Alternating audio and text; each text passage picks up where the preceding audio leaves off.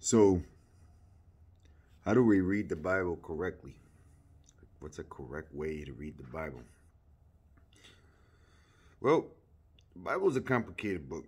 It's a very sorted book, 66 pages, all written by different people at different times. The miracle of the Bible is that the books come together as one solid story led by God, and it leads to Jesus. You know, the Old Testament and some of the stories in the Old Testament, they're pretty out there. But all these stories come together and they lead to Jesus. They lead to Jesus fulfilling the law. We don't live by the law, but through grace, right? That's why we don't have to do the majority of the things that's in the law anymore, you know? So how do we stitch it together? Do we throw away the law? No, certainly not. You know, it was through the law that we understand right and wrong, basic fundamental morality and right and wrong, right? But a lot of the ceremonies and things that are in rituals that are in the Old Testament, we no longer have to do because Jesus fulfilled that on the cross. So a proper way to read the Bible will be a method known as letting Scripture prove Scripture, right?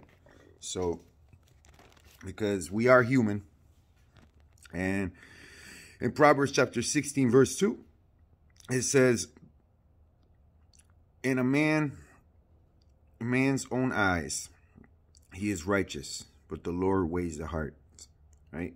So we may think we know what something means based on our own experience, but we may totally have the wrong meaning, right? Because we can read one verse at face value and think it has that literal interpretation, when in reality, that verse could be meaning something else when you combine it with similar verses in the Bible. Because the thing is,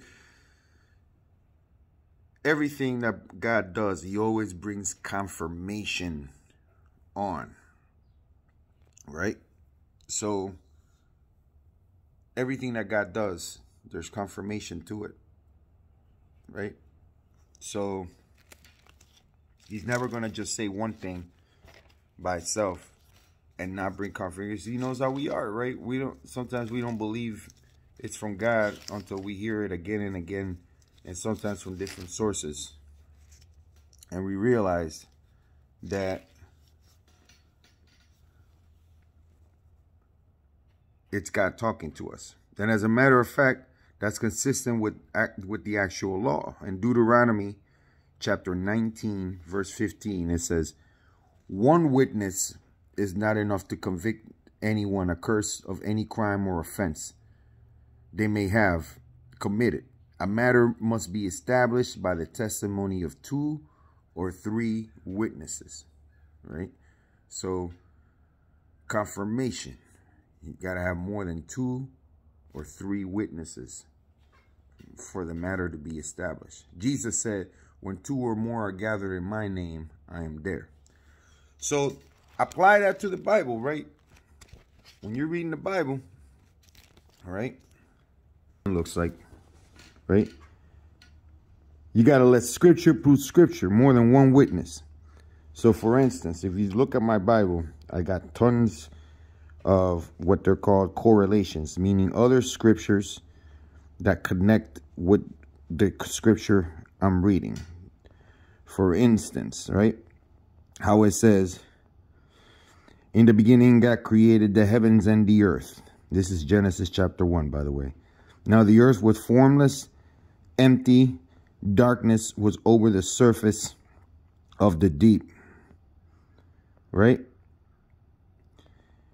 And God said, let there be light. And there was light. So if you combine that with John, right? John chapter 1, verse 1. In the beginning was the Word, and the Word was with God, and the Word was God, right? So you come to realize that God speaking light The actual speech of the Father is the actual Son, Jesus, right? And you can see that in Revelation chapter 21:23, which you can see it here off the side, right? In Revelation chapter 21:23 says that the Father and the Son shone on the new heavens and the new earth, so it didn't need a son. So when it says, let there be light, that light was Jesus. See, the Father spoke light, and the light was Jesus, just as it says in John chapter 1. As you can see, right, all these different scriptures, if you were to read them all, combined it with the idea of what's going on, right, you come to realize that Jesus is the Word of God, and through him, everything was created. So that's just one example on how to let Scripture prove Scripture. Now, I realize that looks immensely complicated. Yes, you're going to have to read the Bible several times in order to get to that level where you're going to be able to connect those Scriptures. My advice to you is when you start reading the Bible, if you decide to read the Bible, read it carefully, come in with an open mind, and keep in mind that your first read through, you're not going to get a lot of the things. It's a book that requires for you to read it several times. As marked up as you see my Bible, this is actually my 6th read through the Bible. And I'm still reading it. I've been doing this for almost a decade. I really recommend reading the Bible every day, reading through the Bible again and again and again, because each and every time you go through it, you're going to get more correlations. You're going to let Scripture prove more Scripture, and it's going to set you on the right path. Because the problem with religion, Christianity, and whatever, is that people take a few verses and they run with it to the point they created entire denominations based on one person's interpretation of a verse. And, you know, God's not going to punish people for believing things the wrong way. You know, we don't live by the law. We live through grace. But believing things the wrong way could confuse the heck out of your life and the heck out of your walk. Take your time. Let Scripture prove Scripture. You got the internet. If you're reading a verse, find other correlations by looking verses up in the Bible.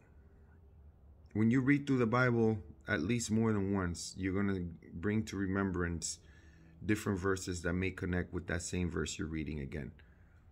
The Spirit will bring it to remembrance. We got to let Scripture prove Scripture.